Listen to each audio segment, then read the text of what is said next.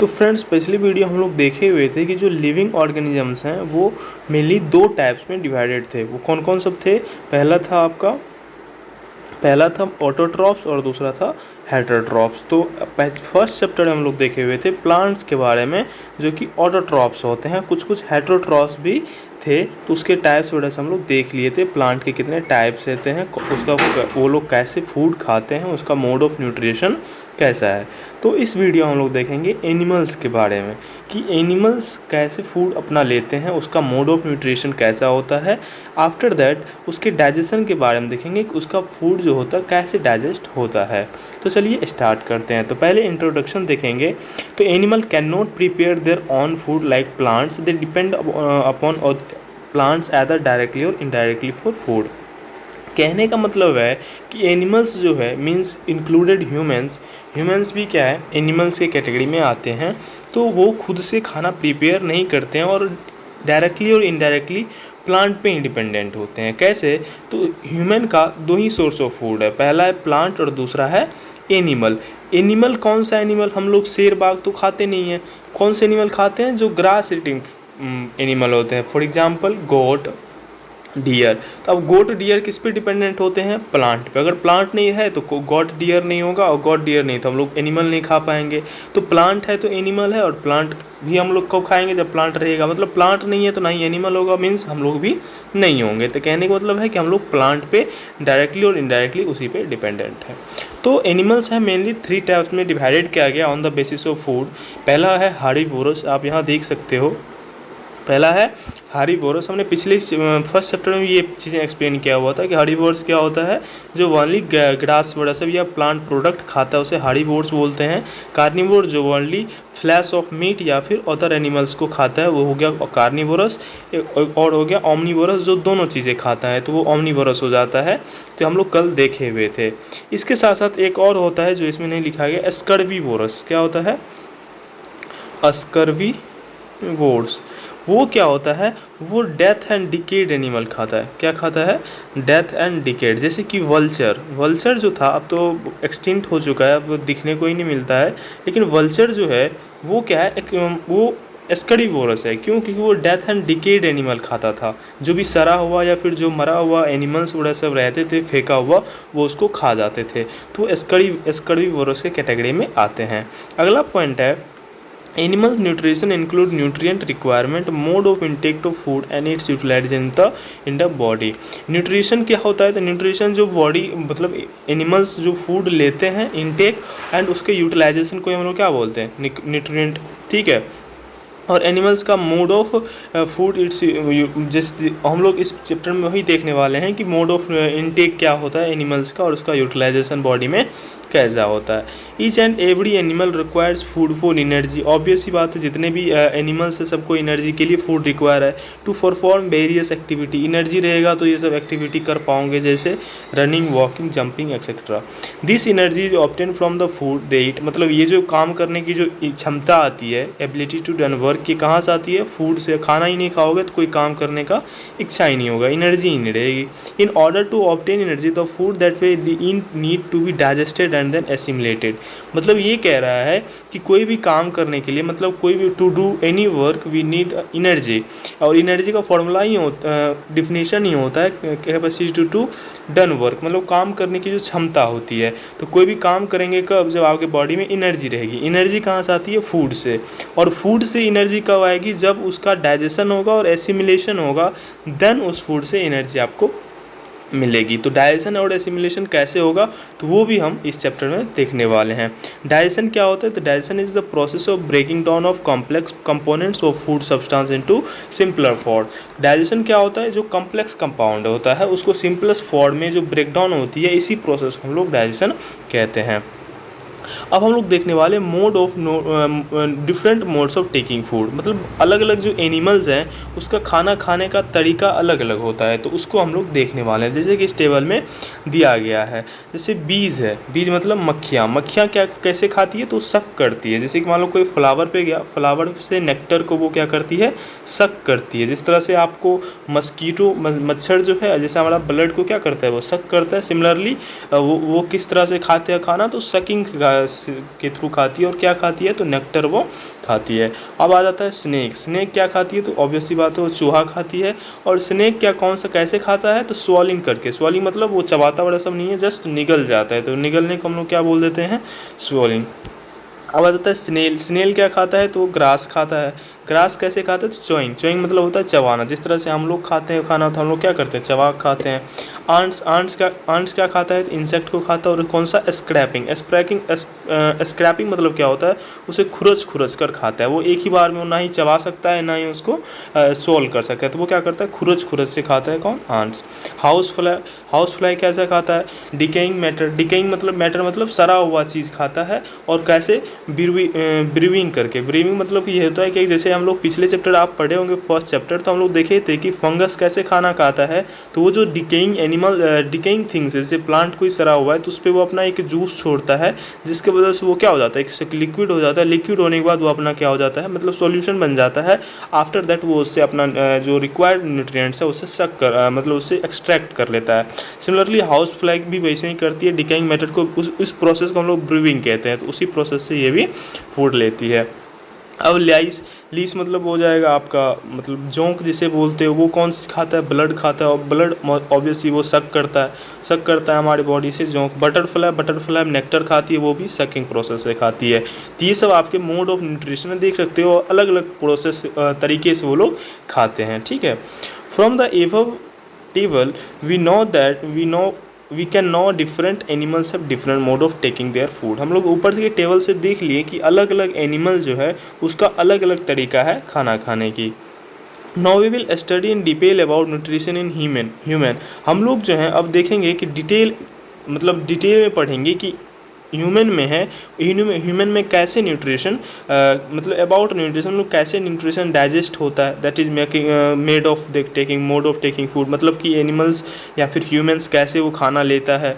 Digestion and assimilation, इसमें digestion और assimilation को देखेंगे of food. And finally removal of undigested food, जिसे हम लोग जो अनडाइजेस्टेड फूड होता है उसे कैसे रिमूव करते हैं, वो हम अभी आगे पढ़ने वाले हैं। तो पहला डाइजेशन ऑफ ह्यूमन है। तो डाइजेशन ह्यूमन में क्या है, human take food through mouth. हम लोग मुंह से ही तो खाना खाते हैं। Mouth digest the food and finally the undigested food are removed from the body. हम लोग क्या करते हैं, खाना मुंह से खाते हैं। आफ्टर दैट हमारा डाइजेस्ट होता है। आफ्टर दैट जो अनडाइजेस्टेड फूड होता है उसे हम लोग रिमूव कर देते हैं। The food passes from oral cavity and finally the undigested food is defected through anus. मतलब कि हम लोग जो खाना खाते हैं ओरल कैविटी कहते हैं उसे, और जहाँ से निकलता है हमारा फूड उसे हम लोग एनस बोलते हैं, ठीक है। तो यहाँ पे आपको एक क्या कहते हैं, यू कैन से एक ग्राफ, उसको स्केच यू कैन से, दिस इज स्केच। ये एक स्केच है जो कि आपको डाइजेशन ऑफ एनिमल में बताया गया है। ये सिलेवरी ग्लैंड है जहाँ से सलाइवा निकलती है। हम लोग इसके बारे में डिटेल एक्सप्लेनेशन देखने वाले हैं। ये ओरल कैविटी है। ओरल कैविटी में जैसे ही फूड लेते हैं तो सलाइवा सीक्रेट होता है। सलाइवा के साथ टोंगी क्या करता है, उसे मिक्स करता है। आफ्टर दैट ये ऑसिफेगस फूड पाइप है। फूड पाइप के थ्रू हमारा जो फूड है वो कहाँ चला जाता है, आपको स्टमक में चला जाता है। स्टमक के ऊपर होता है आपका लीवर। लीवर से बाइल जूस निकलता है। बाइल जूस निकलता है तो वो गॉल ब्लेडर में जाके क्या हो जाता है, स्टोर्ड हो जाता है। फिर वो स्टमक में, वो स्मॉल इंटेस्टाइन में मिलता है। और स्मॉल इंटेस्टाइन और स्टमक के बीच में एक पैनक्रियाज होता है। पैनक्रियाज से पैनक्रियाटिक एसिड सीक्रेट होता है और वो फिर जाके स्मॉल इंटेस्टाइन में जाता है और स्मॉल इंटेस्टाइन में वो फूड डाइजेस्ट कराने में पचाता है। और भी ये लार्ज इंटेस्टाइन हो गया और स्मॉल इंटेस्टाइन, ये सब पार्ट के बारे में हम लोग आगे पढ़ने वाले हैं। फिर आ जाता है रेक्टम, फिर उसके बाद आता है एनस। तो इसके बारे में आगे हम देखने वाले हैं, ठीक है। It is complex process involving the following state. ये जो हम लोग में डाइजेशन होता है, डाइजेशन एक कम्प्लेक्स प्रोसेस होता है कि कैसे कम्प्लीटली फूड डाइजेस्ट हो जाता है। इतना कम्प्लेक्स जो फूड है उसमें जो प्रोसेस होता है फूड डाइजेस्ट करने में, वो आपको यहाँ पे दिखाया गया। पहला होता है इजीशन। इजीशन मतलब होता है फूड को इनटेक करना। मतलब ingestion refers to the intake of food. Ingestion takes place through mouth. Ingestion क्या होता है, खाना लेना। हम लोग खाना कहाँ से लेते हैं, तो माउथ से। इजीशन माउथ से होता है। फिर उसका डाइजेशन क्या होता है, digestion refer to the break down of large food into simpler form. Digestion होता है मतलब लार्ज, मतलब कि जो कॉम्प्लेक्स कम्प्लेक्स कंपाउंड है उसे सिंपलर फॉर्म में कन्वर्ट करना ही हम लोग को क्या होता है, डाइजेशन होता है। डाइजेशन में क्या क्या आ जाता है, teeth, stomach, small intestine section and various glands help in digestion. मतलब कि और भी ग्लैंड्स होते हैं जो भी हमने अभी पढ़ा, लीवर, पैनक्रियाज, ये सब ग्लैंड्स है जो कि आपको डाइजेशन में हेल्प करते हैं। डाइजेशन के बाद क्या हो जाएगा, एब्जॉर्प्शन। डाइजेशन में जो न्यूट्रिएंट्स निकले उसे एब्जॉर्ब करेगा बॉडी, तो उसे हम लोग बोलते हैं absorption. Absorption refer to the process in which digestion food is absorb in our body fluids, blood and lymph. Small intestine plays an major role in absorption. Absorption में ज़्यादातर कहाँ होता है, तो स्मॉल इंटेस्टाइन में होता है। अब एब्जॉर्प्शन हो गया मीन्स ब्लड में जो है हमारा न्यूट्रिएंट्स चला गया, उसके बाद वो न्यूट्रिएंट्स यूज होगा तो उसे हम बोलते हैं एसिमिलेशन। मतलब हर एक सेल के पास न्यूट्रिएंट्स पहुँच जाने को ही हम लोग क्या बोल देते हैं, assimilation. Assimilation refers to the process which absorb food is transported to different cells of body. मतलब जितने भी हमारे बॉडी में सेल होते हैं उस सभी सेल तक फूड से जो न्यूट्रिएंट्स मिले वो न्यूट्रिएंट्स पहुंच जाने के ही प्रोसेस को हम लोग एसिमिलेशन बोलते हैं। और लास्ट प्रोसेस होता है egestion. Egestion refers to the process of removal of digested food from the body, large intestine play a major role in egestion. मतलब क्या हुआ कि जो इतना तक में तो हमारा बॉडी डाइजेस्ट, जो भी फूड था फूड डाइजेस्ट हो गया, लेकिन उसमें भी कुछ कुछ ऐसे भी पार्ट्स होते हैं जो कि अनडाइजेस्ट रहते हैं। तो अनडाइजेस्टेड फूड को हम लोग क्या होता है कि स्मॉल इंटेस्टाइन उसे स्टोर करता है and then after that small intestine कम फुल हो जाती है, then we get the signal and we read out them. अब जो है आगे का प्रोसेस हम लोग आगे देखते हैं। अब लोग देखेंगे parts of digestive track in humans. मतलब कि अब जो डाइजेस्टिव सिस्टम है हमारे बॉडी का, ह्यूमंस का, उसके बारे में हम लोग देखने वाले हैं। तो पहला आ जाता है एलिमेंट्री कैनल।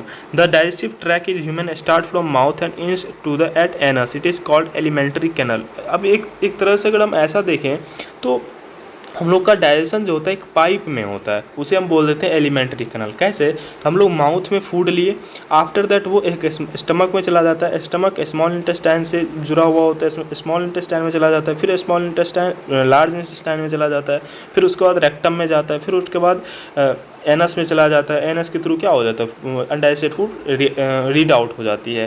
तो ये जो पूरा होता है एक पाइप नुमा है, बस बीच बीच में थोड़ा सा बड़ा बड़ा एक यू कैन से स्पेस मिल जाता है, लेकिन एक तरह से एक पाइप है। इसी पाइप को हम लोग बोल देते हैं एलिमेंट्री कैनल। ठीक है, अब अगला जो पॉइंट है ये आपका फिगर हो गया था। The parts of digestive track are, मतलब कि हमारा जो बॉडी में डाइजेशन होता है उसका क्या क्या ट्रैक है। तो फर्स्ट है mouth and buccal cavity. Mouth and buccal cavity मतलब ये हो गया कि mouth, you can say mouth, जिसमें हम लोग फूड को क्या करते हैं, स्विंग करते हैं, और जहाँ पे हम लोग का सलाइवा मिक्स होता है। उसके बाद आता है फूड पाइप। फूड पाइप को ही ओसेफेगस कहा जाता है। वो होता है कि जो हम च्विंग किए, मतलब जो खाना चबाए और वो स्टमक में पहुंचेगा, तो उसके लिए एक पाइप जुड़ा होता है, उसे हम बोलते हैं ओसेफेगस। ओसेफेगस के बाद फूड कहाँ पहुंच जाता है, तो स्टमक में पहुंच जाता है, स्टमक में बाद स्मॉल इंटेस्टाइन में पहुंच जाता है, उसके बाद लार्ज इंटेस्टाइन में पहुंचता है, उसके बाद रेक्टम में पहुंच जाता है, आफ्टर दैट वो एनस में पहुंचता है। वो कहाँ पहुंचता है, एनस में। इसके अलावा ये तो पूरा ट्रैक हुआ। इस ट्रैक में जो डाइजेशन होता है उसमें आपको ग्लैंड्स, जो कि एक एंजाइम को रिलीज करता है, एक डाइजेस्टिव जूस रिलीज करता है, जिसके कारण आपका फूड डाइजेस्ट होता है, तो उसे हम बोलते हैं glands. There are some associative glands that secrete enzyme which help in digestion of food.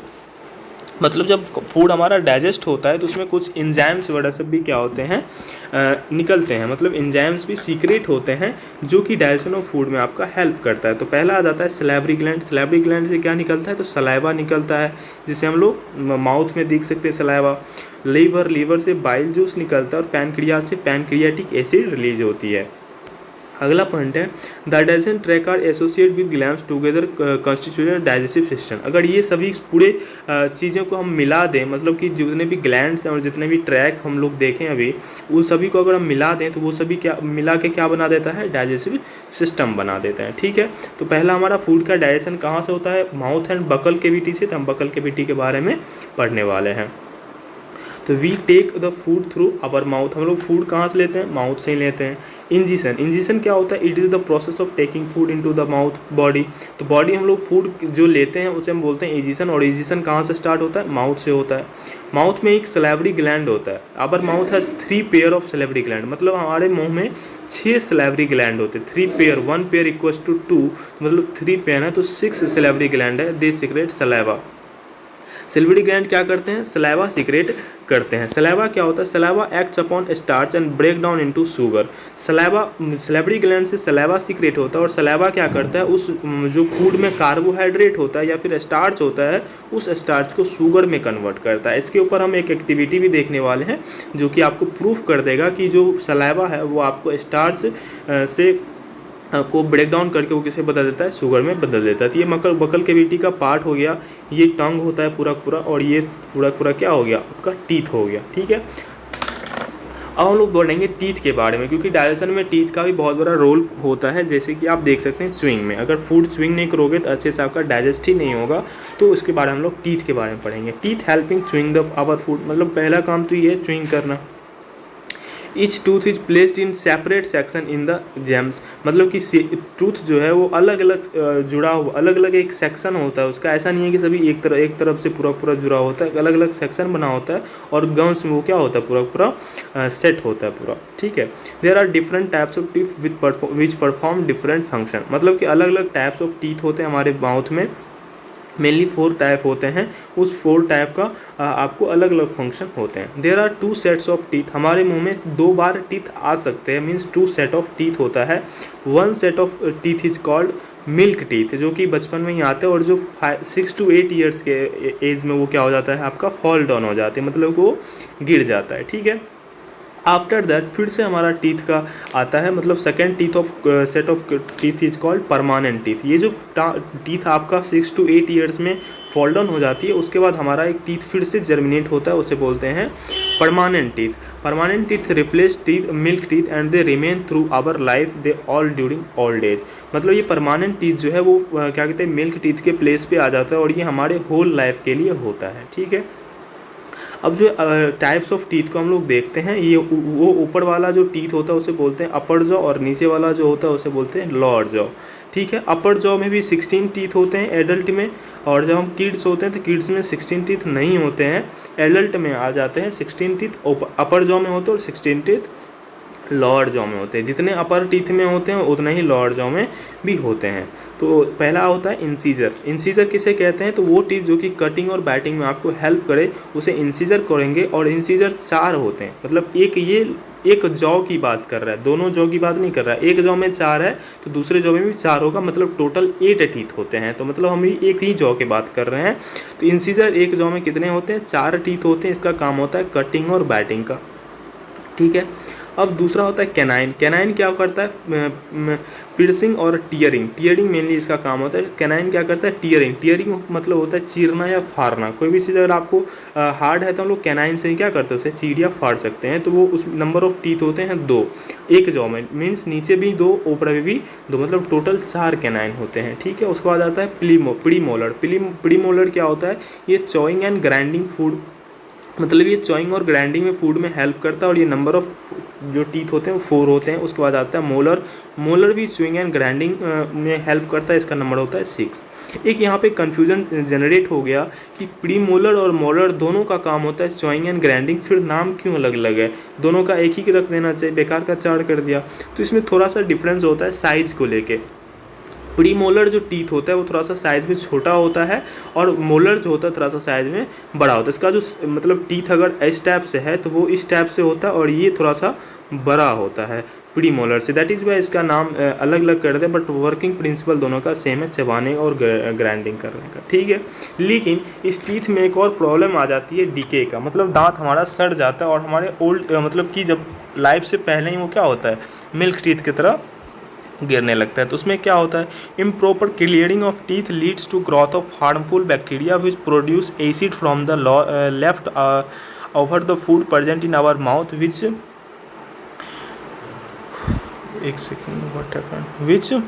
Damage our teeth leading to tooth decay. होता क्या है कि अगर हम इम्प्रॉपर तरीके से, मतलब अच्छे तरीके से अगर हमारा टीथ को नहीं क्लीन करें तो वो क्या होता है कि उसमें एक बैक्टीरिया जन्म ले लेती है। बैक्टीरिया क्या करता है कि एसिड फॉर्म करता है और एसिड हमारे दांत पे ही छोड़ देता है, और बार बार छोड़ने लगता है तो वो क्या होता है, वो एसिड टीथ को डैमेज कर देता है। ठीक है, we can avoid it by the brushing teeth twice a day, मतलब हम इस टूथ डिके से बच सकते हैं कब, जब हम दिन में 2 बार मुँह धोएं। राइजिंग अवर माउथ प्रॉपरली, मतलब कि आफ्टर मीन्स मतलब कि राइजिंग, राइजिंग मतलब होता है कुल्ला करना, मतलब कि हमें जब भी खाना खाए मीन्स लें तब भी हमको क्या करना चाहिए, कुल्ला करना चाहिए। अवॉइडिंग अपटेक ऑफ स्वीट्स, मतलब स्वीट्स हम लोग को कम खाना चाहिए, लेकिन मॉडरेट अमाउंट में खाना चाहिए। ऐसा ज़्यादा अगर खाओगे तो बैक्टीरिया ज़्यादा उस पर इफेक्टिव होता है, तो इसीलिए स्वीट्स हम लोग को कम खाना चाहिए। और डेंटल फॉल्स एक्सेट्रा, ये सब हम लोग अगर अपनाएं ये सब स्टेप तो हमारा टीथ डीके क्या हो जाएगा,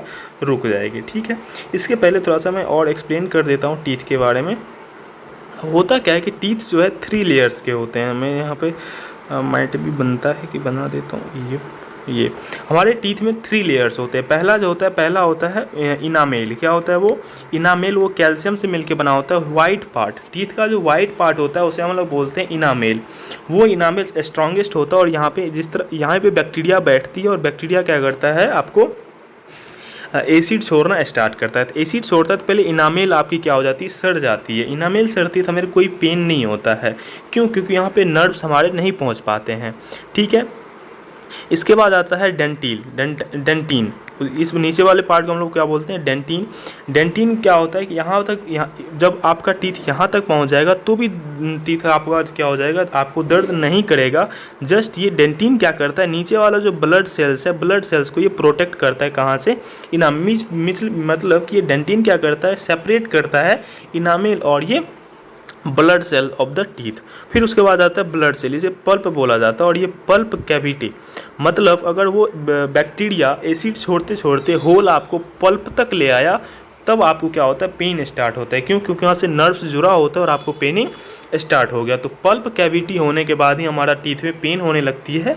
मीन्स अगर आपके टीथ में पेन होने लगा मतलब आप में पल्प कैविटी हो गया। तो अगर आप इनामेल तक आप में इनामेल कैविटी हुई है, मीन्स आप अगर अच्छे से केयर करोगे टीथ को तो आप ये भर भी सकता है और ठीक भी हो सकता है। लेकिन पल्प में अगर चला गया तो माइट भी आपको ये दांत उखड़वाने पड़ेंगे। तो ये हो जाती है टीथ के बारे में। हम आगे बढ़ते हैं और हम लोग देखेंगे कि हम लोग पढ़े हुए थे कि जो सलाइवा होता है, सलाइवा क्या करता है, स्टार्च को ना शुगर में कन्वर्ट कर देता है। तो शुगर में कन्वर्ट करने का एक एक्टिविटी है, वो एक्टिविटी को आप देख लो।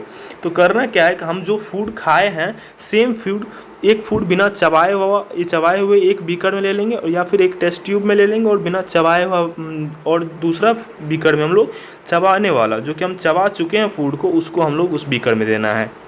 मान लेते हैं ए फूड जो है विदाउट च्यूइंग है और बी जो है च्यूइंग वाला फूड है। अब जब हम लोग देखे हुए थे क्लास 6 में पढ़े हुए थे कि टेस्टिंग ऑफ स्टार्च फूड में प्रेजेंट होता है। इसका टेस्ट कैसे किया जाता है, तो आयोडीन सॉल्यूशन से। जब भी स्टार्च पे आप आयोडीन सॉल्यूशन डालोगे तो आपको एक ब्लू ब्लैक कलर आपको देखने को मिल जाएंगी। ए फूड पे डालोगे अगर आप ए फूड पे या फिर ए टेस्ट ट्यूब में अगर आप आयोडीन सॉल्यूशन डालते हो तो आपको ब्लू ब्लैक कलर देखने को मिल जाएंगे।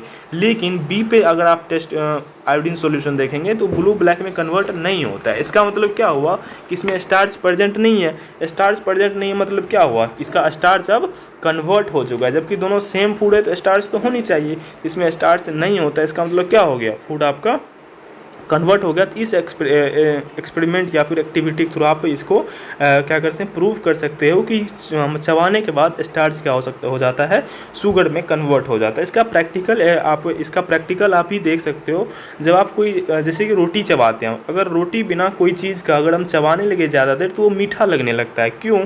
सेम कारण होता है कि वो उसमें जो स्टार्च प्रेजेंट होता है उस रोटी में, ब्रेड में, वो क्या होता है, शुगर में कन्वर्ट होने लगता है। दैट इज़ वाई रोटी हमें क्या लगने लगती है, मीठा लगने लगती है ज़्यादा देर चबाने के बाद। ठीक है, अब जो है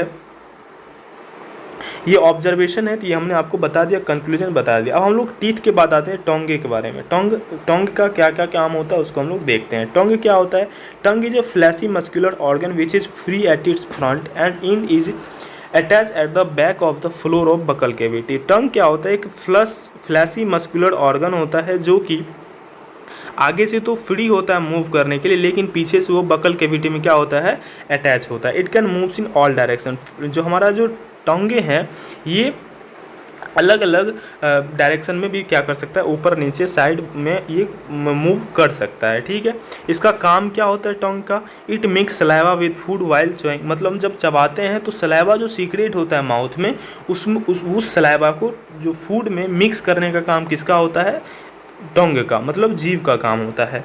after that it plays an important role while talking. हम जब बोलते हैं तो बोलने में हमारा टंगे ही हेल्प करता है। जो भी वर्ड्स हम बोलते हैं तो वर्ड्स बोलने में टंग हेल्प करता है। इसमें आपको इसको अगर आगे देखोगे तो जो मतलब कि हमारे जो कंठ होते हैं, यू कैन से जो बकल के ऑसिफेगस होते हैं, उसी के बगल में आपको एक ऑर्गन्स होता है जहाँ से आपको वाइब्रेशन जस्ट स्टार्ट होता है, उस वाइब्रेशन को कन्वर्ट करता है वर्ड में टोंगे, और इसीलिए टोंगे टॉकिंग में हेल्प इंपॉर्टेंट रोल प्ले करता है।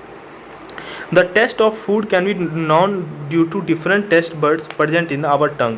मतलब कि हम लोग टंग से ही क्या करते हैं, टेस्ट के बारे में जानते हैं। और ये टेस्ट के बारे में कैसे जानते हैं, तो अलग अलग टेस्ट मतलब बर्ड्स होते हैं, अलग अलग टेस्ट बर्ड्स होते हैं टंग पे प्रेजेंट, उस टेस्ट बर्ड के थ्रू हम लोग टेस्ट को जानते हैं। It help in swallowing our food. और फोर्थ जो इसका फंक्शन है कि ये फूड को ना निगलने जब हम फूड पूरा च्विंग कर देते हैं तो आफ्टर दैट उसका नेक्स्ट स्टेज होता है और स्टमक में पहुंचाने का। तो स्टमक में कैसे पहुंचाएंगे, जब ऑसिफेगस में फूड को डालेंगे। तो फूड तो माउथ में, तो माउथ से ऑसिफेगस में जो डालने का काम होता है वो टोंगे का ही काम होता है। जीभ से ही हम क्या होते हैं, फूड को निगलते हैं।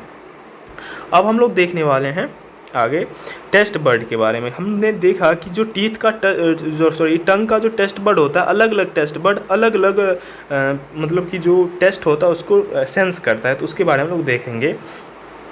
तो 4 डिफरेंट सॉल्यूशन वेयर मेड, मतलब 4 सॉल्यूशन बनाया गया है। कौन कौन solution, sugar solution, salt solution, solution of Neem leaf juice and lemon juice. मतलब एक तीता पदार्थ, मतलब आप यहाँ पे क्या कहते हैं, करेला भी ले सकते हो, एंड यहाँ पे लेमन जूस मतलब कोई खट्टा सॉर थिंग्स, है ना।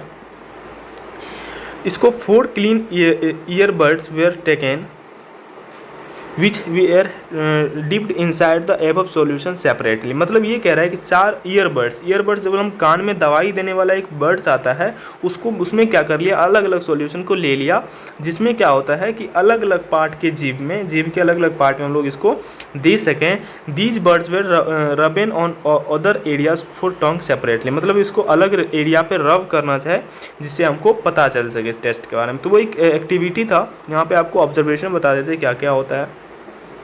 The bud dipped in sugar solution test sweet at the tip of Tonge. मतलब कि टोंग का जो टिप होता है, मतलब आगे वाला पार्ट होता है, ये वाला पार्ट, इस पार्ट में आपको स्वीट आप इसमें सेंस कर सकते हो। मतलब कि हमारा जो स्वीट टेस्ट होता है वो जीभ के अगले पोर्शन पे हम लोग को क्या होता है, वो टेस्ट का पता चलता है। After that the bud dipped it in salt solution taste salty area just behind the tip of the tongue. मतलब कि इसके साल्ट, मतलब कि स्वीट के बगल में जो ये जो एरिया है, यहाँ पे जो बर्ड्स होते हैं, ये बर्ड साल्टी ऑब्जेक्ट को, जो साल्ट टेस्ट होता है उसको ये सेंस करता है। आफ्टर दैट उसके जो नीचे होते हैं ये सौर को टेस्ट करते हैं, मतलब खट्टा को, और उसके नीचे जो भी एरिया होता है वो होता है बिटर, और इस बीच में कुछ नहीं होता है, यहाँ पे बर्ड सी नहीं होते हैं जो आपको टेस्ट में मदद करेगा। तो ये 4 आपको अलग अलग पार्ट्स होते हैं जहाँ पे अलग अलग फूड्स, टेस्ट ऑफ फूड क्या होते हैं आपको सेंस पता चलता है उसके बारे में। अब अगला पॉइंट है ऑसिफेगस। हम लोग माउथ में तो पूरा काम देख लिए, हम लोग बकल कैविटी, टीथ, टंग के बारे में देख लिया। अब उसके बाद होता है फूड पाइप। फूड पाइप से क्या होता है, स्टमक में आपका फूड पहुंचता है। तो oesophagus is also called food pipe. Oesophagus को ही हम लोग क्या बोलते हैं, फूड पाइप बोलते हैं। It runs along the neck and chest. मतलब ये कहाँ से कहाँ जाता है, तो चेस्ट और लंग्स के थ्रू होते हुए ये ऑसिफेगस पास करता है। The food from mouth after swallowing passes into oesophagus and it push down to stomach by the special movement called peristalsis. मतलब कि जब हम फूड को ऑसिफेगस में देते हैं तो ऑसिफेगस में देने के बाद इस ऑसिफेगस में एक अलग टाइप से मूवमेंट होता है जो कि उस फूड को पुश करता है स्टमक तक ले जाने में। हम उस मूवमेंट को बोलते हैं पेरिस्टेलिसिस। आप अगर इसका एक एग्जांपल देखें तो जब आप, जैसे कि हम अगर सर को उल्टा करके भी खाएं तो हमारा फूड स्टमक में पहुंच जाता है। क्यों? क्योंकि इसमें एक स्पेशल टाइप का फूड से एक मूवमेंट हो जाता है जब हम फूड को ऑसिफेगस में देते हैं, उसे बोलते हैं पेरिस्टेलिसिस। ठीक है। This peristalsis movement takes place throughout of the alimentary canal which passes the food in downward direction. ये जो पेरिस्टेलिसिस मतलब मूवमेंट होता है पूरे एलिमेंट्री कैनल में होता है, जिसके वजह से हम लोग फूड मुंह से ऑस्टोफेगस में देने के बाद कहाँ तक एनस से निकल जाता है, मतलब पूरे पूरे एलिमेंट्री कैनल में ये मूवमेंट होते रहता है। At some times, the stomach is not ready to take up food, causing vomiting, where food is expelled out from the esophagus at mouth by reverse peristaltic movement। मतलब कभी कभी क्या होता है, हम वोमिटिंग करते हैं, उल्टी करते हैं, तो जो हमारा फूड स्टमक में होता है स्टमक से निकल के माउथ में आ जाता है, तो मतलब ये अपोजिट डायरेक्शन में मूव कर रहा है। तो अपोजिट डायरेक्शन में मूव करने का कारण ये होता है कि ये जो पेरिस्टालसिस मूवमेंट है ये रिवर्स हो जाता है, और जैसे ही रिवर्स होता है तो फूड हमारा स्टमक से बकल कैविटी में आ जाती है। ठीक है, यहाँ पे आप देख सकते हो इसमें अलग अलग पार्ट्स दिए गए हैं, इसमें इसको देख लेते हैं। ये हो जाता है स्टमक, ये बकल कैविटी आपको मतलब यहाँ से बकल कैविटी से फूड इसमें दिए, आफ्टर दैट ये स्टमक में पहुँच जाता है। स्टमक के बगल में लीवर है, लीवर में ये गॉल ब्लैडर है जिसमें बाइल जूस स्टोर्ड होता है। ठीक है, अब आगे देखेंगे हम लोग स्टमक के बारे में। ठीक है, ऑसिफेगस का यही काम था। अब देखेंगे stomach. Stomach is the flattened U shape thick walled bag and widest part of the alimentary canal. Stomach क्या होता है, स्टमक का शेप मेनली यू शेप का होता है, और ये जो एलिमेंट्री कैनल का सबसे वाइडेस्ट मतलब चौड़ा वाला पार्ट होता है एलिमेंट्री कैनल का, और इसका जो वॉल होता है बहुत ही थिक वॉल होता है। It receive food from oesophagus one end and pushed the food down into small intestine at the other end. मतलब ये एक तरफ से ऑसिफेगस से फूड लेता है, और आफ्टर दैट ये स्मॉल इंटेस्टाइन को, ये इंड पॉइंट जो है, इंड पार्ट जो है वहाँ से स्मॉल इंटेस्टाइन को दे देता है। इसका फंक्शन क्या क्या होता है तो देख लेते हैं।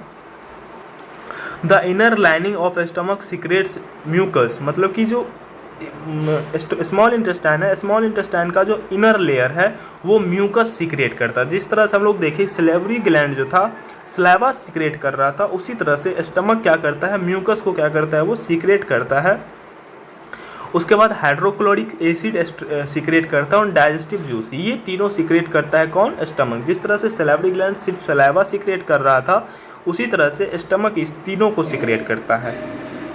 Mucus protect the lining of stomach. Mucus क्या करता है, स्टमक का ये जो म्यूकस तीन जूस सीक्रेट किया, तो फर्स्ट जूस जो म्यूकस था, म्यूकस क्या करता है उस स्टमक को बचाता है, किससे, स्मॉल इंटेस्टाइन से। मतलब ये प्रोटेक्ट करता है स्टमक को, क्योंकि हाइड्रोक्लोरिक एसिड बहुत ही स्ट्रॉन्ग एसिड होता है। Hydrochloric acid, sulphuric acid, nitric acid, ये तीनों बहुत ही हार्ड स्ट्रॉन्ग एसिड है, ये स्किन को बर्न कर सकता है। दैट इज वाई हाइड्रोक्लोरिक के साथ साथ म्यूकस भी सीक्रेट होता है, जो कि म्यूकस इसको क्या करता है, आपको जैसे ही ये वॉल से रिएक्शन, मतलब वॉल को जलाने की कोशिश करती है, तो म्यूकस को क्या कर देता है, रोक देता है। तो इस तरह से म्यूकस क्या करता है, प्रोटेक्ट करता है स्टमक के। अब हाइड्रोक्लोरिक एसिड को शॉर्ट में HCl बोलते हैं। तो HCl makes the medium acidic so the digestive enzyme can perform their function.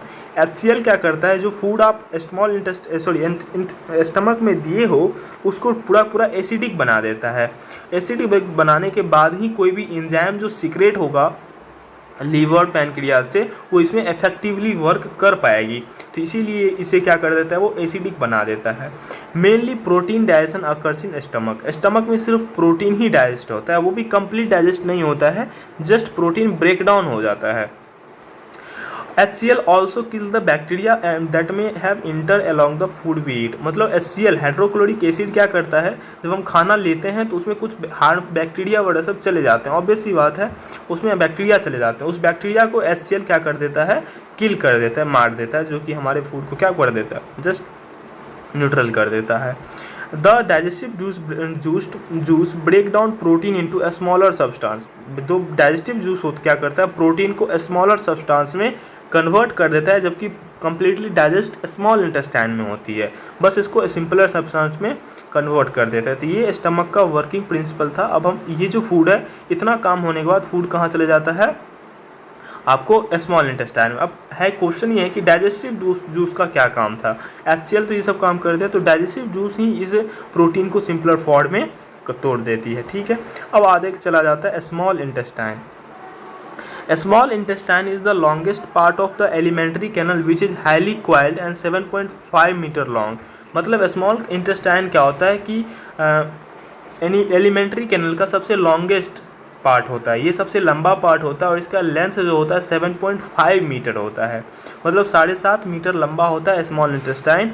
और ये ना एक तरह से ये पूरा पूरा क्वाइल टाइप से मतलब घूम घूम के पूरा बॉडी में मतलब वो कंप्लीट, जिस तरह से आप यहाँ फिगर में देख सकते हो पूरा इस तरह से क्वाइल जिस तरह से राउंडेड टाइप से पूरा होता है।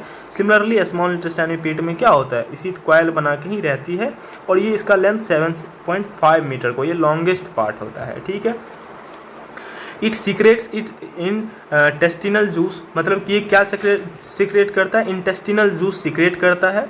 और it also receive bile juice from liver and pancreatic juice from pancreas. ये स्मॉल इंटेस्टाइन खुद इंटेस्टिनल जूस सीक्रेट करता है और इसके ऊपर जो लीवर होता है, लीवर इसको बाइल जूस सीक्रेट करके देता है। और साथ ही साथ पैनक्रियाज, ये जो आपको ग्रीन कलर में पीछे दिख रहा है पैनक्रियाज, उसे वो पैनक्रियाज जैसे पैनक्रियाटिक जूस इसको देता है, ठीक है। The intestinal juice secret by small intestine completes the digestion of carbohydrate, protein and fats present in food mainly in the lower part of small intestine. मतलब इसमें स्मॉल इंटेस्टाइन में जो इंटेस्टिनल जूस सीक्रेट हुआ वो क्या करता है, इन तीनों स्मॉल इंटेस्टाइन ये जो कार्बोहाइड्रेट, प्रोटीन और फैट होता है इन सभी को क्या करता है, लगभग डाइजेस्ट कर देता है, ठीक है। अब लीवर से जो जूस निकलता है ये क्या करता है, it is reddish brown gland, ये जो लीवर होता है लीवर रेडिश ब्राउन कलर का होता है, situated on the right side in the upper part of the abdomen के अपर साइड राइट साइड में क्या होता है, लीवर होता है। It is the largest gland of our body, हमारे बॉडी का सबसे लार्जेस्ट ग्लैंड क्या होता है, लीवर होता है, ठीक है। इसका एक और फंक्शन होता है, लीवर के कारण ही हमारा जो किडनी होता है, हमें 2 किडनी होता है, राइट साइड भी एक किडनी होता है और लेफ्ट साइड भी एक किडनी होता है। तो लीवर के कारण राइट साइड का किडनी क्या होता है, हल्का सा इस साइज में छोटा है होता है with respect to left side of kidney, ठीक है। अब फंक्शन ऑफ लीवर के बारे में तो देख ली, लीवर का काम क्या होता है, it secrete bile juice which is play an important role in digestion of fat, मतलब कि बाइल जूस को सीक्रेट करता है जो कि फैट को क्या करता है, कम्प्लीटली डाइजेस्ट करता है। बाइल जूस, अब गॉल ब्लैडर के बारे में जानते हैं। तो bile juice is stored in the section like structure called gall bladder, मतलब कि लीवर से जो बाइल जूस निकला वो बाइल जूस जाके गॉल ब्लैडर में क्या हो जाता है, स्टोर्ड रहता है, ठीक है। अब पैनक्रियाज क्या होता है, तो it is the cream coloured gland located just below the stomach, मतलब स्टमक के नीचे क्रीम कलर का एक आपको ऑर्गन देखने को मिलेंगे, उसी को हम लोग पैनक्रियाज बोलते हैं। इसका फंक्शन क्या होता है, it secret pancreatic juice which acts upon carbohydrate, protein and convert them into simpler form, मतलब कि इसकी पैनक्रियाटिक जूस क्या करता है, कार्बोहाइड्रेट, प्रोटीन और फैट्स को क्या करता है, सिंपलर फॉर्म में कंप्लीटली उसको क्या करता है, डाइजेस्ट कर देता है। अब इसका बाद डाइजेशन का क्या हो जाता है, इंड हो जाता है। Protein get converted into amino acid, ये धीरे धीरे होते हैं, जिस तरह से हम लोग ये देखें कि जो हमारा जो स्टमक था, स्टमक पे एसिड को सिंपलर फॉर्म में तोड़ दिया। सिमिलरली इसका इंटेस्टिनल जूस भी क्या करता है, फैट्स और कार्बोहाइड्रेट को भी और उसको सिंपलेस्ट फॉर्म में तोड़ देता है, और प्रोटीन जो सिंपलेस्ट फॉर्म में टूटा हुआ था उसको और सिंपलेस्ट फॉर्म में तोड़ देता है।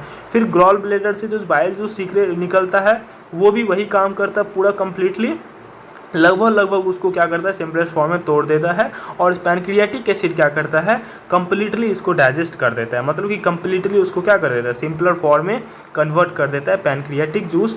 और वो कुछ इस प्रकार होता है। प्रोटीन क्या होता है, प्रोटीन अमीनो एसिड में कन्वर्ट हो जाता है। यही अगर क्वेश्चन इस तरह से ही पूछ सकता है, प्रोटीन का सिंपलर फॉर्म क्या होता है, तो अमीनो एसिड, और ये डाइजेशन के बाद प्रोटीन क्या होता है, अमीनो एसिड में कन्वर्ट हो जाता है। फैट किस में कन्वर्ट होता है, fatty acid, glycerol, fatty acid में भी कन्वर्ट होता है और ग्लिसरॉल, ये दोनों में फैट क्या होता है, कन्वर्ट हो जाता है। और कार्बोहाइड्रेट क्या होता है, ग्लूकोज, कार्बोहाइड्रेट का सिंपलर फॉर्म ग्लूकोज होता है। ग्लूकोज में क्या होता है, जाके ये मतलब क्या होता है, वहाँ के जाके इसमें कम्प्लीटली कन्वर्ट हो जाता है। क्यों, क्योंकि कार्बोहाइड्रेट का सिंपलर फॉर्म वही होता है। आगे देखते हैं हम लोग स्मॉल इंटेस्टाइन में एब्जॉर्प्शन। अब तो फूड डाइजेस्ट हो गया, डाइजेशन के बाद क्या था प्रोसेस, एब्जॉर्प्शन के बारे में हम लोग देखने वाले हैं। Absorption is the process by which digested food passes through the blood vessel in the wall of intestine. Absorption क्या होता है? एब्जॉर्प्शन एक प्रोसेस होता है जिसके द्वारा डाइजेस्टेड फूड जो है वो ब्लड वेसल में पहुंच जाता है। तो मतलब डाइजेस्टेड फूड को ब्लड वेसल में पहुंचने की जो प्रोसेस होती है उसे हम लोग क्या बोल देते हैं? Absorption. The inner wall of small intestine has a finger like projection called Willey. Small intestine में क्या होता है? इस फिंगर लाइक स्ट्रक्चर होता है इस तरह से, और इसे विल्ली कहते हैं, which increase the surface area of surrounding absorption of food. अब देखो कि ये जो फिंगर लाइक स्ट्रक्चर है ये एब्जॉर्प्शन के एरिया को क्या कर देता है? बढ़ा देता है। विल्ली का यही काम होता है, ये सरफेस एरिया को क्या कर देता है? बढ़ा देता है। ठीक है, और इसमें विली में ही एक ब्लड वेसल भी होता है, वो हम आगे देखने वाले हैं। The digested food in the transported to different organ of the body through blood vessel. मतलब ये जो एब्जॉर्प्शन में क्या हो गया? एब्जॉर्प्शन में डाइजेस्टेड फूड ब्लड वेसल में पहुंच गया, और ब्लड वेसल क्या होता है? ब्लड तो हर एक पार्ट में, बॉडी के हर एक पार्ट में जाता है, और हर एक पार्ट में वो डाइजेस्टेड फूड को क्या कर देता है? जाके दे देता है। तो इस बिलीव, जिस तरह से हम टीथ में देखे थे पल्प कैविटी नाम पल्प होता है जहाँ पे हम लोग का नर्व्स पहुँचता है, सिमिलरली विली में भी इस तरह का स्ट्रक्चर होता है जहाँ तक आपको जहाँ तक वो ब्लड वेसल पहुँचता है। आफ्टर जब ये फूड जब डाइजेस्ट हो जाता है तो ये एब्जॉर्ब करके इस ब्लड वेसल को दे देती है। ठीक है, आगे होता है एसिमिलेशन। एब्जॉर्प्शन का अगला प्रोसेस था assimilation. It is the process by which digested food that are absorbed by walls of intestine are carried out to different organs of the through organs of the body through blood vessel is to build complex substances such as protein that is required by our body। assimilation क्या होता है? तो absorption में blood vessel में food, digested food पहुंच गया था, तो वो डाइजेस्टेड फूड जो ब्लड वेसल में पहुंचा, तो ब्लड वेसल सभी पार्ट ऑर्गन्स को क्या कर देगा? वो पूरा पहुंचा देगा ब्लड, और यही सभी पहुंचाने की प्रोसेस को हम लोग क्या बोलते हैं? एसिमिलेशन। आफ्टर दैट एसिमिलेशन में एक और प्रोसेस होता है कि जो बॉडी के द्वारा रिक्वायर्ड होता है उस कॉम्प्लेक्स फॉर्म में भी उसको कन्वर्ट कर देता है। जिस तरह से प्रोटीन किस में बदल गया था? अमीनो एसिड में कन्वर्ट हो गया था। अमीनो एसिड लेके ब्लड वेसल हर एक और ऑर्गन में पहुंच जाएगा, वो ऑर्गन अमीनो एसिड को प्रोटीन में फिर कन्वर्ट करेगा जो कि हमारे बॉडी के लिए रिक्वायर्ड होता है। तो इस पूरे प्रोसेस को हम लोग क्या बोलते हैं? एसिमिलेशन बोलते हैं। अगला पॉइंट है the energy that is required by our body is obtained by breaking down of glucose in the cells by the help of oxygen. हम लोग को जो एनर्जी मिलती है, एनर्जी जिस तरह से हम लोग देखें कि जो कार्बोहाइड्रेट है वो किस में कन्वर्ट हो गया? ग्लूकोज में हो गया, और ग्लूकोज सभी सेल्स तक पहुंच गए किसके थ्रू? एसिमिलेशन, मतलब ब्लड वेसल के थ्रू। आफ्टर दैट जब हम सांस लेते हैं तो हमको O2 क्या लेते हैं? सांस में लेते हैं। ये ऑक्सीजन ग्लूकोज को क्या कर देता है? और सिंपलेस्ट फॉर्म में कन्वर्ट करके एनर्जी में कन्वर्ट करता है। तो ये जब हम ऑक्सीजन O2 सांस लेते हैं तो वो ग्लूकोज को क्या कर रहा होता है? वो रिएक्ट करके उसको सिंपलेस्ट फॉर्म मीन्स एनर्जी में कन्वर्ट कर रहा होता है। ठीक है, the unabsorbed and undigested food pass into large intestine. अब यहाँ पे जो डाइजेस्ट नहीं हुआ ये अनडाइजेस्टेड फूड कहाँ पहुँच जाता है? लार्ज इंटेस्टाइन में पहुँच जाता है। अब इसका फंक्शन देखते हैं। और एब्जॉर्प्शन और एसिमिलेशन सभी स्मॉल इंटेस्टाइन में ही हो जाती है। ठीक है, अब लार्ज इंटेस्टाइन क्या होता है? It is wider and shorter than small intestine which is about 1.5 metre length. ये जिस तरह से हम लोग देखे थे कि स्मॉल इंटेस्टाइन 7.5 मीटर का था, सिमिलरली लार्ज इंटेस्टाइन 1.5 मीटर का होता है, और ये वाइड होता है। अब देखो कि इसका नाम से जबकि तो ये 7.5 मीटर लंबा होता है स्मॉल इंटेस्टाइन, तो फिर इसका नाम स्मॉल क्यों रखा गया? एक्चुअल में होता क्या है कि स्मॉल इंटेस्टाइन का है जो ये दोनों तो पाइप है, लार्ज इंटेस्टाइन और स्मॉल इंटेस्टाइन क्या एक प्रकार का एलिमेंट्री कैनल है, मतलब पाइप है।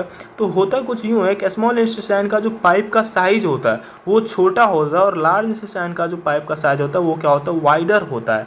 दैट इज़ वाई इसे लार्ज इंटेस्टाइन बोलते हैं और इसे स्मॉल इंटेस्टाइन बोलते हैं। But in the length small intestine क्या होता है? लंबा होता है, वो 7.5 मीटर का होता है, और स्मॉल इंटेस्टाइन 1.5 मीटर का होता है।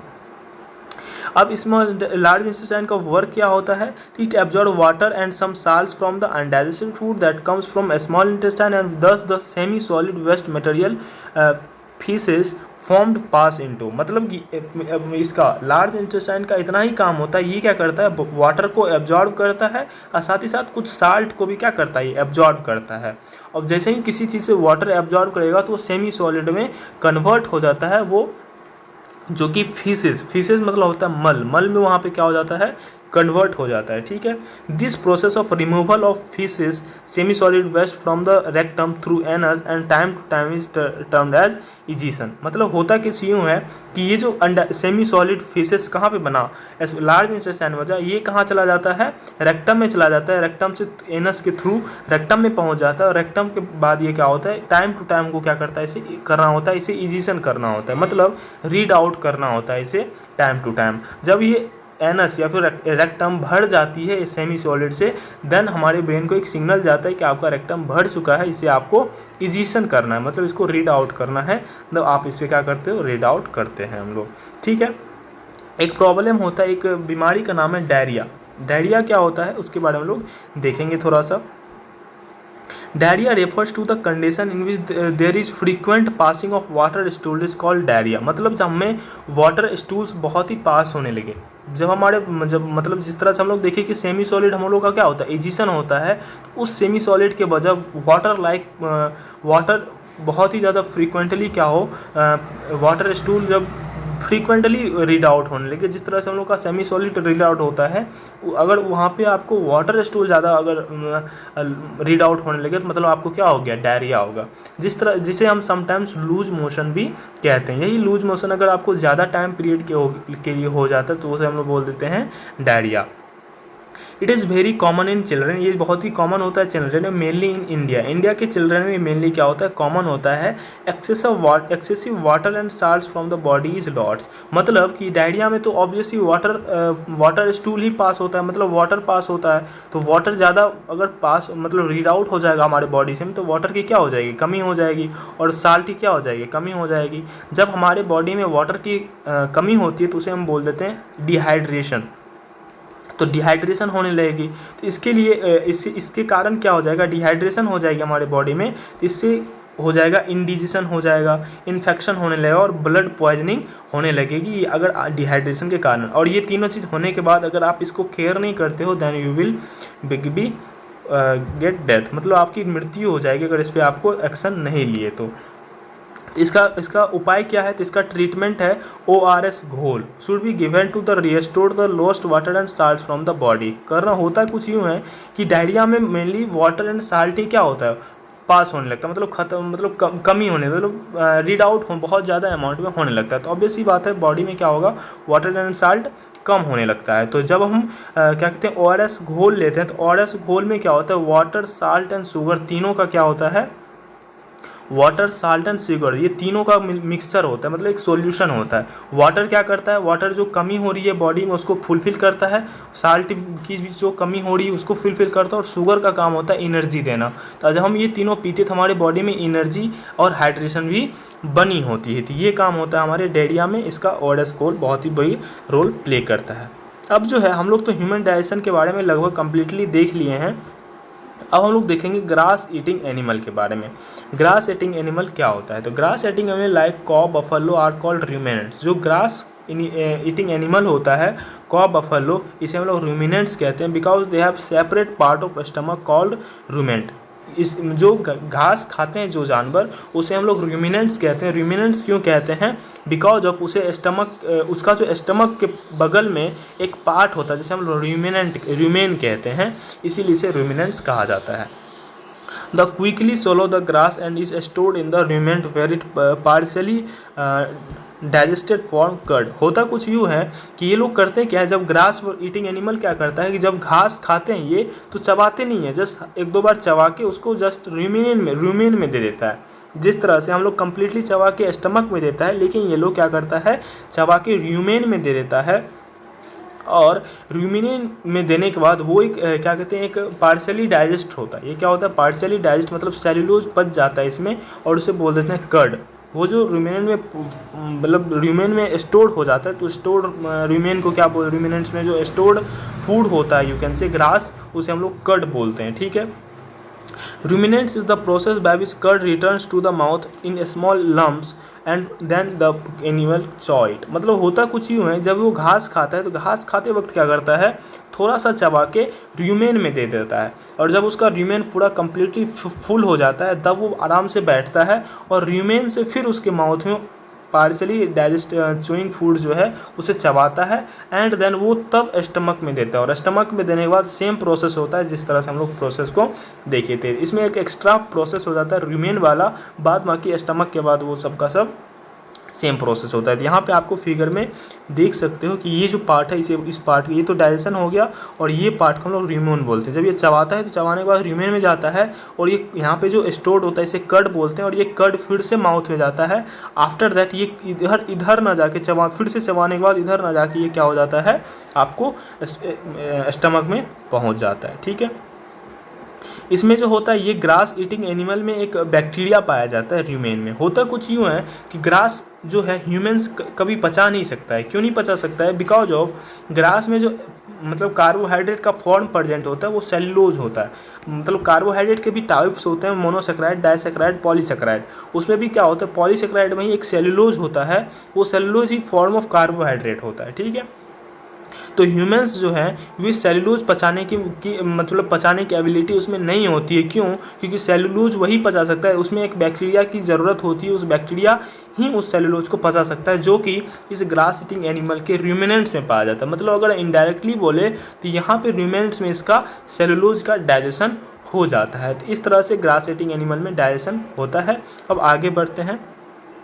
अब जो है अब आपको थोड़ा सा अमीबा के बारे में पढ़ना है। ठीक है, अमीबा के बारे में मैंने पिछले चैप्टर में मैंने गलती से बता दिया था, मुझे नहीं पता था, उसमें मैंने जस्ट एक्स्ट्रा ऐड करके पढ़ा दिया था अमीबा। अगर आप अमीबा के बारे में फर्स्ट चैप्टर में फर्स्ट वीडियो में देख लिए, इसके फर्स्ट चैप्टर के वन शॉट में, तो आप यहाँ पे आप इसको स्किप भी कर सकते हैं। लेकिन जो अब फिर फर्स्ट टाइम इस वीडियो को देख रहे हैं, मतलब इससे पहले फर्स्ट चैप्टर नहीं देखे हैं, तो उसको अमीबा के लिए मैं बता देता हूँ, क्योंकि अमीबा मैंने गलती से भी फर्स्ट चैप्टर में ही बता दिया था। मतलब यहाँ पे सेम होने वाली है, इसमें ऐसी कोई दिक्कत नहीं है, आप यहाँ से कट भी हो सकते हो। अमीबा क्या होता है? Amoeba is a microscopic single called organism found in pond water which has a cell membrane around dense nucleus and many bubbles like vacuum holes. मतलब अमीबा क्या होता है? एक माइक्रो ऑर्गेनिज्म, माइक्रोस्कोपिक क्या कहते हैं, सिंगल सेल्ड ऑर्गेनिज्म होता है, जो कि आपको पाउंड वगैरह में देखने को मिलेंगे। इसके पास क्या होता है? सेल मेम्ब्रेन होता है, जिसमें कि आपको एक राउंड सेल मेम्ब्रेन होता है, डेंस न्यूक्लियस होता है, और बहुत सारे बबल्स होते हैं। किसमें? वैक्यूम होल्स की तरह बबल्स होते हैं। किसमें? अमीबा में। The shape of amoeba is variable. Amoeba का जो शेप होता है वेरिएबल होता है, किसी भी शेप में वो अपना आप को कन्वर्ट कर सकता है। It has a tiny finger like projection cell, pseudopodia और false feet for movement and capture the food. इसके पास क्या होता है? एक फिंगर लाइक प्रोजेक्शन होता है, जो जिसे ये सूडोपोडिया या फिर फॉल्स फीट के नाम से भी जाना जाता है। ये इसे मूवमेंट में यूज करता है, और जब ये फूड को कैप्चर करने में भी क्या करता है, इसे यूज करता है। इट ईट्स, मतलब कि अमीबा क्या खाता है? Amoeba eats tiny organism by spreading out the pseudopodia around its food particle and then engulfing it. मतलब वो करता क्या है? सूडोपोडिया अपना बाहर निकालता है, फ्रूट लाइक स्ट्रक्चर होता है, और फिर उसके अंदर क्या कर लेता है, जो टीनी ऑर्गेनिज्म है बैक्टीरिया वगैरह से, उससे क्या कर लेता है, वो पकड़ लेता है सूडोपोडिया से। After that the food get trapped inside vacuum hole. वो क्या होता है? उसके बाद वैक्यूम होल में ट्रैप हो जाता है, into which digestive juice are secrets and convert into a simpler substances. उसके बाद क्या होता है? उस वैक्यूम होल में डाइजेस्टिव जूस वो क्या करता है, सीक्रेट करता है, और सीक्रेट करने के बाद वो क्या होता है, उसे सिंपलर सब्सटेंसेस में कन्वर्ट कर देता है। Digestive food is the absorb food which is required for growth, maintenance and multiplication. मतलब वो जो डाइजेस्टेड फूड होता है वो जिसे वो एब्जॉर्ब कर लेता है, वो उसके लिए ग्रोथ के लिए रिक्वायरमेंट होता है, मेंटेन और मल्टीप्लिकेशन के लिए रिक्वायर्ड होता है। Undigested food is expelled out by the vacuole. फिर वो वैक्यूम होल को खोल देता है, उसके बाद क्या होता है, वो अनडाइजेस्टेड फूड बाहर आ जाता है। इसको इमेज के थ्रू आप समझ सकते हो। मैं यहाँ पे देखता हूँ क्या कहते हैं, इसको कन्वर्ट करने की, क्या कहते हैं, इसको जूम आउट करने की मैं कोशिश करता हूँ। ओप्स, एंड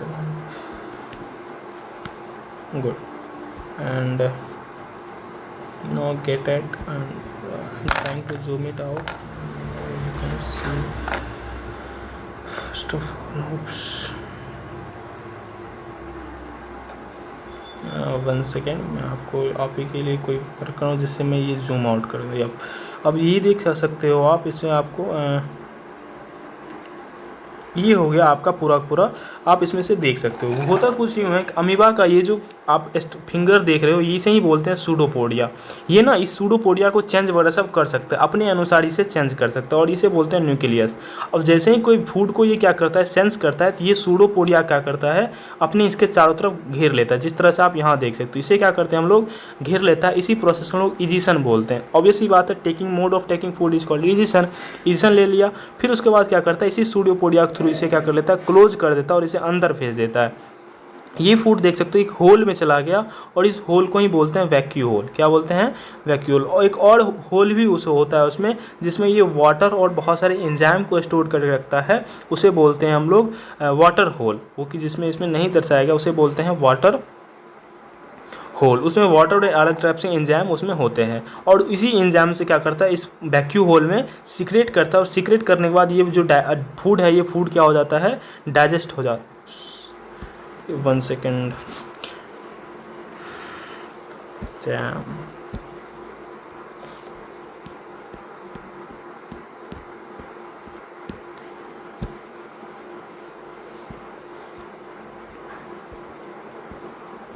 तो हम लोग यहाँ थे, ठीक है। तो वो क्या करता है, इसे डाइजेस्ट करता है। तो ये फिर ये इसे वैक्यूम होल में जैसे ही ले लिया, तो उसके बाद ये क्या करता है,